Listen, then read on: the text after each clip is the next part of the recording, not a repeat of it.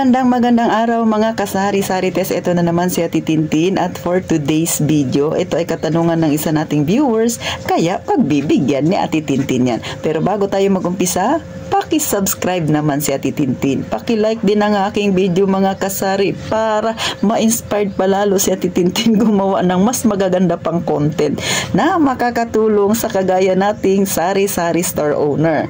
At syempre kung hindi kayo busy, paki-share naman ang ating video. At syempre pa, umpisahan na natin ang real talk na chismisan. Sabi ni Mama Myra, Ate Tin, magkano talaga ang iniipon ko ba daw sa isang araw? At magkano ang aking benta sa aking sari-sari store sa loob ng isang araw? Sa'yo ma'am, ay hindi ko masasabi yung specific na benta ko sa aking tindahan. Maliban pa dyan yung may load pa ako na which is malakas din at saka yung Gcash ko medyo malakas din. Pero hindi naman sa lahat ng pagkakataon. Pero hindi talaga na zero si Ate Tintin sa isang araw. Talagang meron at meron nagpapa-Gcash sa atin. So yung dalawa na yan, load at saka Gcash, hiwala yan dito sa benta ng aking tindahan. Magkaiba yan mga kasari. At syempre, yung mga tinutubo ng Gcash ko at saka load ko, hiwalay rin ang lagayan ng ipunan. Alam nyo ba yun mga kasari? Pati yan, meron niyang kanya-kanyang lagayan. Kasi yung mga iniipon ko dyan, may kanya-kanya ring kaukulan. May goal yan kung saan ko dapat gastusin mga kasari. Kaya sa Titintin, marami lagayan ng ipon-ipon kasi iba-iba yung pangalan, kung saan ko siya dadalahin, kung saan ko ilalagay, kung sakali na medyo malaki na yung aking naipon mula sa interest o mula sa kinita ko doon sa aking load at saka sa aking Gcash. Next, yung aking benta sa aking tindahan, alam naman natin, ang tindahan minsan, spaghetti pababa, spaghetti pataas. So, minsan maganda ang benta, pero minsan hindi rin kagandahan ang benta. Yan na yung sinasabi nilang tumal is real. So, na-experience ko rin yan. Hindi sa isang buwan, hindi talaga maiwasan na may tumal talaga dyan mga kasari. Pero, syempre, nasa sa atin yan kung paano natin harapin. Next, ipapaliwanag ko sa inyo kung magkano ang ginagastos ko sa isang buwan, para makita ninyo kung gaano ba dapat ang kinikita ng isang tindahan para masurvive niya at hindi lumubog ang tindahan mga kasari. So, mayroon akong ilaw na binabayaran 2,000 buwan-buwan, may tubig akong 300, may wifi akong 250, overall na binabayaran ko sa loob ng isang buwan ay 2,550. Meron si Ate Tintin utang sa microfinance, hindi ako nahihiyang sabihin kasi mahirap ako, yan ang katotohanan. Siyempre nagbabayad ako at dito ko rin kinukuha mga kasari. So 900 ang isang linggo, times mo ng 4 na beses kasi sa loob ng isang buwan ay meron tayong 4 na beses, 4 na linggo, minsan 5. So sabihin na lang natin na 4. So siyempre 900 times 4 equals to 3,600 ang bayarin ko sa microfinance kada buwan. Next, siyempre kung ikaw ay may utang sa microfinance, may savings din yan. So yung savings namin ay 50 pesos kada hulog. Pero si Ate Tintin, mas nilalakihan ko yung savings ko kasi kasama na doon yung ipon ko sa microfinance. So naghuhulog ako ng 300 ang pinakamababa, 400 minsan 500, minsan 1,000. Depende sa kakayanan ng tindahan ko na napagbentahan ko sa loob ng isang linggo. Kasi nga, di ba, lingguhan kami sa microfinance. So, doon din niya nakabatay sa benta ko sa loob ng isang linggo. Alam na, mga kasari.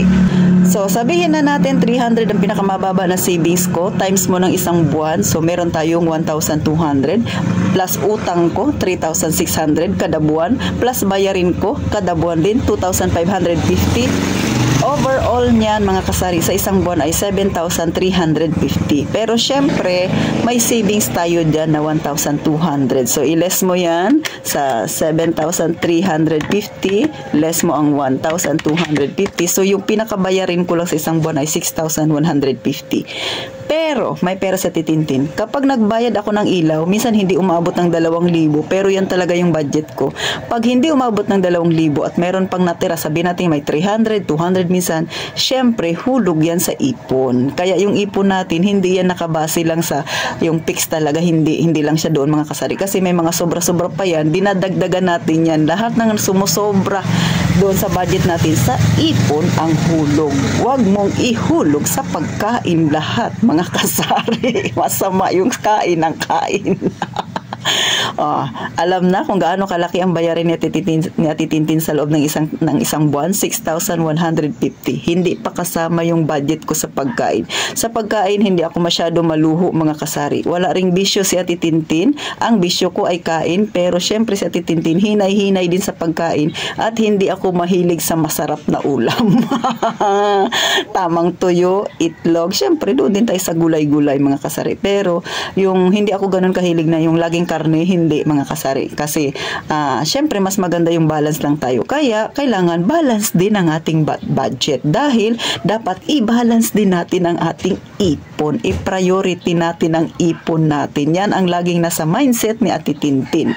So ganun po ang aking nilalagay sa isip ko mga kasari. So yan yung aking gastusin sa loob ng isang buwan. At syempre, iba rin yung ipon natin pang buong taon. O iba na naman yun, ang ipon na yan. Bakit? Dahil nag-ipon sa Ate Tintin ng panghulog sa pambayad sa permit at panghulog sa SSS. So ngayong 2025, ang target ko, isang buong taon ko nang babayaran ng SSS ko, kasabay ng pag-renew ko ng permit ko ng aking tindahan, mga kasari.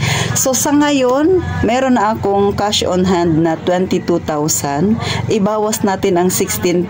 Yung 16,000 na yan, dyan ako kukuha ng pang-renew ng permit at saka hulog ko pang isang buong taon sa SSS. So sa 22,000, may matitira ako na 6,000. So hulog ko na naman yan sa savings ko. At maliban pa dyan, savings ulit. Meron pa akong ibang mga savings mga kasari na araw-araw naman. Iba rin yung arawan, iba yung lingguhan, at iba rin yung taunan. Nakakuha ba kayo ng idea mga kasari? Kasi yung taunan, may target yun kasi nga pambayad ko yun siya ng aking permit. Pero syempre, sumusobra pa yun kasi sa Ate Tintin. Minsan, hindi naman yung saktuhan ako kasi ang target ko talaga mga kasari, dapat makahulog ako ng 70 araw-araw para maabot ko yung isang taong budget ko sa pang-renew at sa SSS ko. Pero minsan, pag magandang-maganda yung aking benta, hulog ako ng 100, 150 o 300. So, kaya naaabot ko yung sobra pa sa quota minsan kaya mga kasari. Kaya yung sobra doon, syempre, parang take home mo na yun, lagay na naman sa savings ulit. So, kayo ba? Paano kayo mag-savings? So, si Ate Tintin ulit, may arawan, may lingguhan, may taunang savings, mga kasari. So, sa pag-iipon, hindi ko ma-fix kung magkano talaga yung nauubos ko mga kasari. Pero isipin nyo na lang, di ba? Yung lingguhan, yung isang buwan kong ipon sa microfinance ay 1,200. Tapos may daily pa ako na hinuhulog. Meron pa ako yung hinuhulog din para sa pang isang buong taon. So, ganon si Ate Tintin. Ganon ako humawak ng pera. At kung sakali na kulangin ako minsan ng pambili ng aking paninda, lalo na pag tumataas na yung presyo mga kasari, ng paninda, nanghihiram ako dun sa savings ko pero pinapalitan ko siya paunti-unti. So hindi na ako kailangan manghiram pa sa tao, 'di ba? Doon na lang sa savings ko ako kumukuha kasi kailangan natin 'yun mga kasari. Kasi nga, yung savings na yan nanggaling din yan sa tindahan natin. So pag kinulang yung tindahan, hihiram tayo doon pero papalitan natin ng paunti-unti. Para hindi tayo mabigatan sa pagbayad mga kasari. So yan yung aking mai-share sa inyo kung paano sa Ate Tintin na nakakatawid sa araw-araw ng aking pamumuhay. Kahit na tabi-tabi kaming may tindahan dito, kahit na maraming bayarin, pero mas priority ko pa rin ang pag-iipon. Kayo ba? Paano kayo mag-ipon? Kaya ang tindahan natin mga kasari, nasa sa atin yan kung paano natin iangat at kung paano rin natin ibagsak. Siyempre sa Ate Tintin ang patunay na may kita sa Sari-Sari Store. So hanggang dito na lang mga kasari. Proud na proud ako na i-share sa inyo. Hindi ko man masabi sa inyo kung ilang digit, pero kahit na maliit ang aking tindahan, pinagpapasalamat ko yun na nakakasurvive tayo. Siyempre, pinaka-the best na pa yung mga kasari. Bago mo idilat ang iyong mga mata, sa umaga, bago pagmulat pa lang ng iyong mata, magpasalamat ka. Humiling ka rin na sana biyayain ang iyong munting negosyo. At sa gabi, bago ka pumikit, muli kang magpasalamat. Siyempre sa maghapong pagbibigay ng lakas sa'yo at biyaya, maliit man o malaki, ipagpasalamat natin iyon mga kasari. So hanggang dito na lang, gaya nga ng palagi sinasabi na Ate Tintin, mag-iingat tayong palagi mga kasari.